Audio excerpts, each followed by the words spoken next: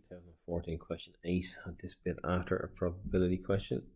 So a generic drug used to treat a particular condition has success of 51%. A company is developing two new drugs, A and B, to treat the condition. They carried out clinical trials on two groups of 500 patients, and the results showed drug A was successful in 296 out of 500 cases. And once we see a proportion here, write down your proportion, that's equal to 0.592. That looks significantly higher than the 51%.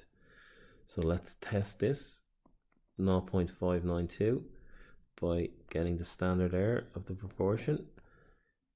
P 0.592 times 1 minus P, 0.408 is 1 minus P, and P 0.408 divided by the sample size, 500 will give me the error. I can add or subtract here.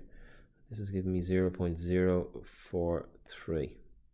So I'm testing 0.592, and I want to see, is my drug that we've tested P to be 0.592, is it more successful than 0.591?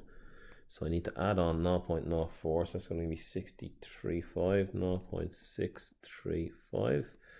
And if I take away 43, I'm going to get 549. Now, as 0.51 is over here outside the interval,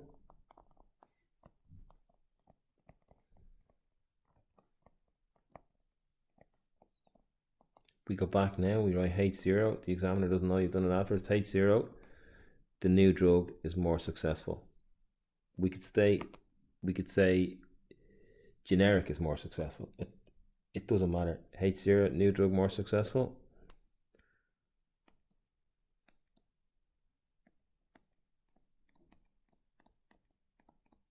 And H0, H1, the new drug is not this guy. And we have found here that the new drug is more successful, so we accept H0. We could also say here the new drug H0, the new drug is not more successful, and we'd reject H0. So it just depends which way you set up your hypothesis test. So that's B part 1. The null hypothesis was accepted for drug B. Estimate the greatest number of patients in the trial who could have been treated with drug B. So if we look at margin of error here, 1 over the square root of 500, we're going to get 0.045. You can see how close this is to the 0.043 from the population proportion formula.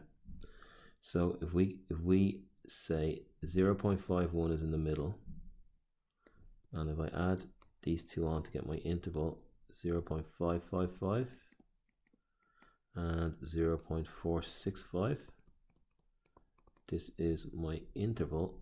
That will allow me to say, yes, I can accept or reject based on H0. So what we're going to say is that if it was minimum, we'd be looking at this end, but it's maximum number of patients. So there was 500 patients.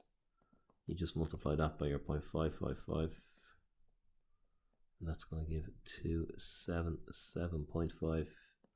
So, well, we can't go to the next one here. It's not an n we're looking for here. So 277 is the answer. That's the max number of people that could have been treated successfully, because if it went over to 278, this might go to 556, and we'll be outside the 4.5%.